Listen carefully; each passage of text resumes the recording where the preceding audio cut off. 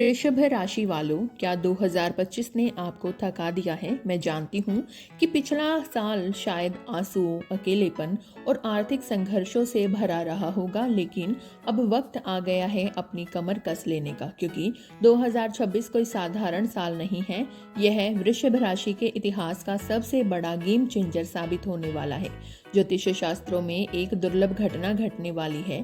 देवगुरु बृहस्पति उच्च राशि में प्रवेश कर रहे हैं। ऐसा योग महाभारत काल के उन ऐतिहासिक 1 से 8 दिनों के दौरान बना था जब इतिहास खुद लिखा गया था। इसका मतलब बिल्कुल साफ है कि जो सफलता आपको पिछले 5 सालों में नसीब नहीं हुई, वह अगले 5 महीनों में आपके कदम चूम सकती है। यह साल संघर्ष का नहीं बल्कि विजय का प्रतीक बनेगा। तो अगर आपकी राशि वृषभ है तो अगले कुछ मिनटों के लिए दुनिया को भूल जाइए। आज हम डिकोड करेंगे 2026 के उस नक्शे को जो आपको रंग से राजा बना सकता है। दोस्तों, मैं आपका स्वागत करती हूँ हमारे YouTube चैनल में। अगर आपको हमारी वीडियो पसंद आती हो तो वीडियो को लाइक करें और चैनल को सब्सक्राइब करना ना भूलें। इससे हमें ऐसे वीडियो बनाने की मोटिवेशन मिलती है। चलिए शुरू करते हैं। सबसे पहले हमें यह समझना होगा कि 2026 का आर्किटेक्चर कैसा है, यानी वे कौन से बड़े ग्रह हैं जो इस साल के मजबूत स्तंभ बनेंगे। छोटी मोटी घटनाएं तो रोज होती रहती हैं, लेकिन जीवन की दिशा 4 प्रमुख ग्रह तय करते हैं: शनि, गुरु, राहु और केतु। आइए 2026 के गहन नक्शे को डिकोड करते हैं। सबसे पहले बात करते हैं शनि देव की। द विश फुलफिलर कहलाते हैं पूरे साल। जी हाँ, पूरे 1 से 2 महीने तक शनि देव मीन राशि में यानी आपकी एकादश भाव में विराजमान रहेंगे। ज्योतिष में एकादश भाव क्या है?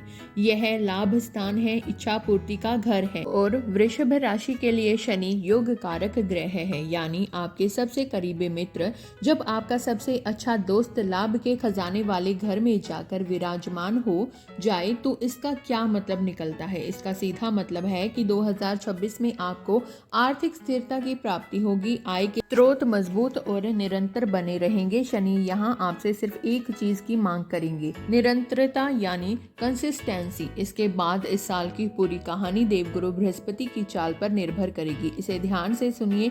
1 जनवरी से 2 जून तक गुरु आपके द्वितीय भाव यानी धन भाव में रहेंगे, जहां विराजमान होकर वे आपके धन को सुरक्षित रखेंगे और परिवार में वृद्धि के योग बनाएंगे। लेकिन 2 जून के बाद असली खेल शुरू होगा।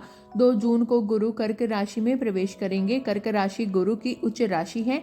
12 साल बाद गुरु यहाँ लौट रहे हैं और यह आपका तृतीय भाव है। यहाँ से उच्च के गुरु आपके भाग्य भाव को दृष्टि देंगे और लाभ भाव को मजबूत करेंगे। इसका मतलब है कि जून के बाद आपकी जिंदगी में रॉकेट जैसी रफ्तार आ जाएगी। जो काम धीमे चल रहे थे वे अचानक दौड़ने लगेंगे। तीसरे स्तंभ है राहु और केतु। राहु आपके दशम भाव यानी करियर के घर में कुंभ राशि में विराजमान है। दशम भाव का राहु व्यक्ति को करियर में चतुर और स्मार्ट बनाता है। आप कड़ी मेहनत से ज्यादा बुद्धिमत्ता से काम करेंगे। वहीं केतु आपके चतुर्थ भाव में है। यह थोड़ा चिंता का विषय है, क्योंकि इस सुख में कमी या घर में हल्की अशांति का कारण बन सकता है। और अगर मैं साल की शुरुआत यानी 1 जनवरी 2026 का चार्ट देखूं तो आपके अष्टम भाव में 4 ग्रहों का एक बड़ा जमावड़ा दिखाई देता है। अष्टम भाव परिवर्तन का कारक है। इसका मतलब है कि साल की शुरुआत किसी धमाकेदार या बड़े अचानक बदलाव से होगी। यह बदलाव सकारात्मक होगा, क्योंकि यह आपको उस पुराने डर के जाल से बाहर खींच निकालेगा जहां आप फंसकर रह गई थी। अब हम समय के पहिए के साथ आगे बढ़ेंगे। मैं आपको महीने दर महीने उन घटनाओं के बारे में बताऊंगी जो आपकी किस्मत पलट देगी। साल के पहले ही दिन अष्टम भाव में ग्रहों का यह योग बता रहा है कि आपको अपनी सोच बदलनी होगी। यह समय है नया रास्ता खोजने का। अगर आप अपनी पुरानी नौकरी या व्यवसाय से थक चुके हैं तो जनवरी का महीना आपको एक नई दिशा दिखा देगा। इसके बाद आती है 16 जनवरी की तारीख, जब भाग्य का उदय होगा।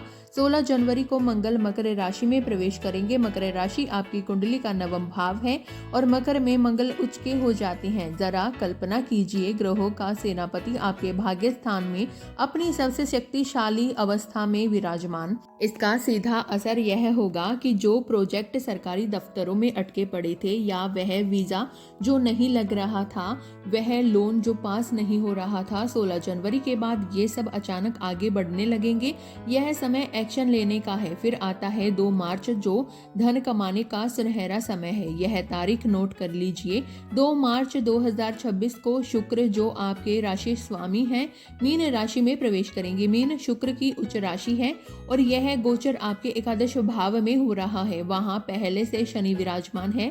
लग्नेश योग कारक शनि और उच्च का शुक्र मिलकर महाधन योग का निर्माण करेंगे। 2 मार्च से मार्च के अंत तक का काल आपके लिए कैश फ्लो के लिहाज से साल का सबसे बेहतरीन समय साबित होगा। अगर आप इंक्रीमेंट मांगना चाहते हैं तो यही समय है। अगर कोई बड़ी लग्जरी गाड़ी या महंगा सामान खरीदने की इच्छा है तो यही अवसर है। आपकी सुख सुविधाओं में भारी वृद्धि होगी। फिर हम अप्रैल और मई की ओर बढ़ते हैं। 19 अप्रैल को शुक्र आपकी अपनी राशि यानी वृषभ राशि में आ जाएंगे। जब लग्नेश लग्न में होता है तो मालव्य महापुरुष योग बनता है। इस दौरान आपका आत्मविश्वास 7वें आसमान छू लेगा। आपकी त्वचा चमकदार हो जाएगी। लोग आपकी ओर आकर्षित होंगे। अगर आप मीडिया, फैशन या किसी ऐसे क्षेत्र में है जहां दिखना जरूरी है तो यह समय आपको स्टार बना सकता है। जो लोग अविवाहित हैं उनके लिए यह काल सोलमेट से मिलने का आदर्श समय है। अब आता है जून का महीना जो वास्तव में गेम चेंजर है। 2 जून को देवगुरु बृहस्पति कर्क राशि में आपके तृतीय भाव में प्रवेश करेंगे। यह साल की सबसे बड़ी घटना है। तृतीय भाव पराक्रम और छोटे भाई बहनों का कारक है। लेकिन यहाँ सबसे खास बात गुरु की दृष्टि है। यहाँ से गुरु अपनी पंचम दृष्टि आपके सप्तम भाव पर डालेंगे।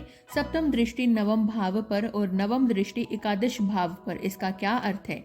इसका सीधा अर्थ है कि जून के बाद आपकी जिंदगी में मल्टीटास्किंग की शुरुआत होगी। जो शादियां 2025 में टूटने की कगार पर थी या बात नहीं बन रही थी वे 2 जून के बाद पक्की हो जाएंगी। भाग्य आपको पूर्ण सहयोग देगा।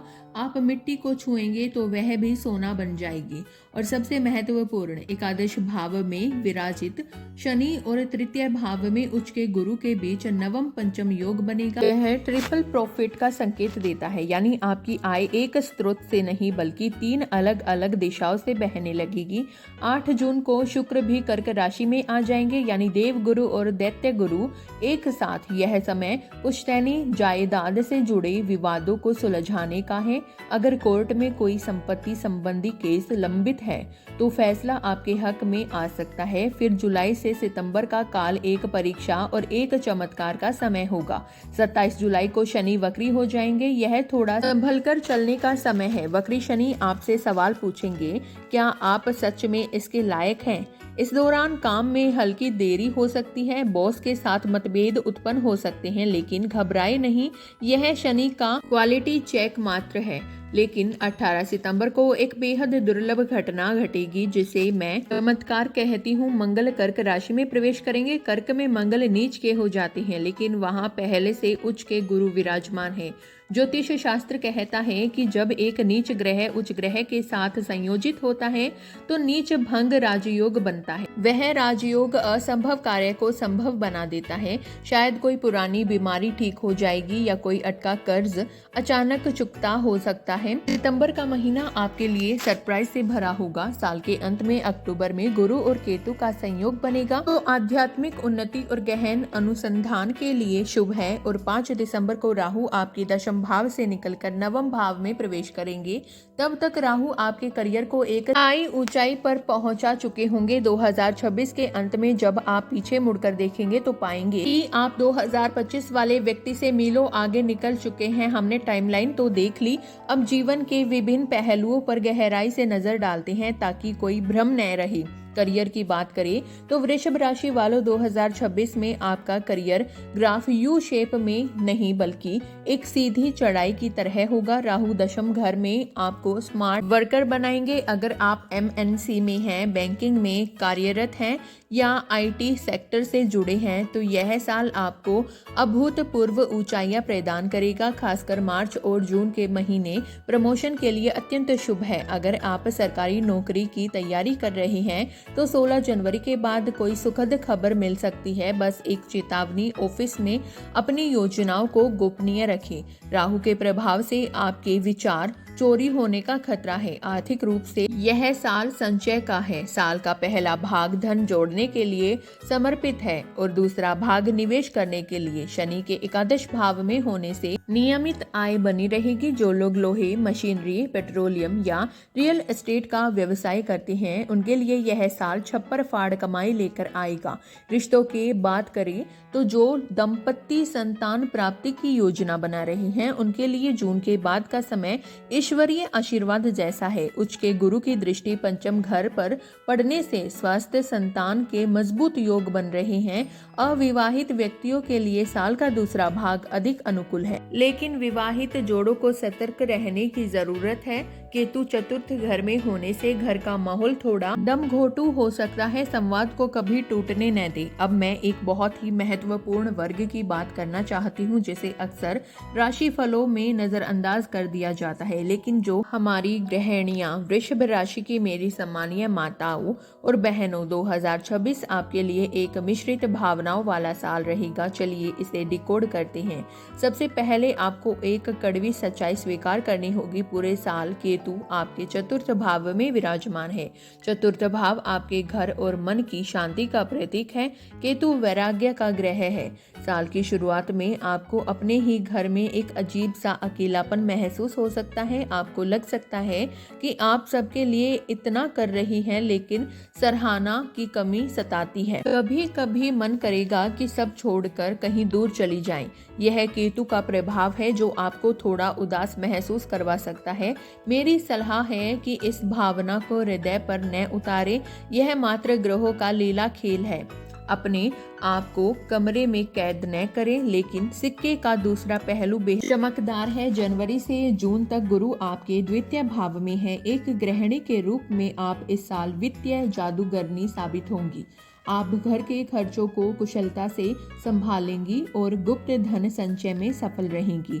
आपकी बचत इस साल कई गुना बढ़ेगी और 2 जून 2026 के बाद जब गुरु उच्च के होकर तृतीय भाव में प्रवेश करेंगे तो यह आपके लिए बेहद शुभ साबित होगा। तृतीय भाव शौक और प्रतिभा का कारक है। यदि आप कोई ऑनलाइन काम शुरू करना चाहते हैं तो यह समय आपके लिए बेहद शुभ साबित होगा। यदि आपको हमारी दी गई जानकारियाँ पसंद आई हो तो वीडियो को लाइक करें, शेयर करें अपने परिवारजनों के साथ, अपने मित्रों के साथ, और यदि आप हमारे YouTube चैनल पर नए हैं तो चैनल को सब्सक्राइब करना ना भूलें और कमेंट बॉक्स में हर हर महादेव या जय शनिदेव अवश्य लिखें। तो मिलते हैं अगली ऐसी ही दिलचस्प जानकारियों के साथ। तब तक के लिए धन्यवाद दोस्तों, अपना ख्याल रखें।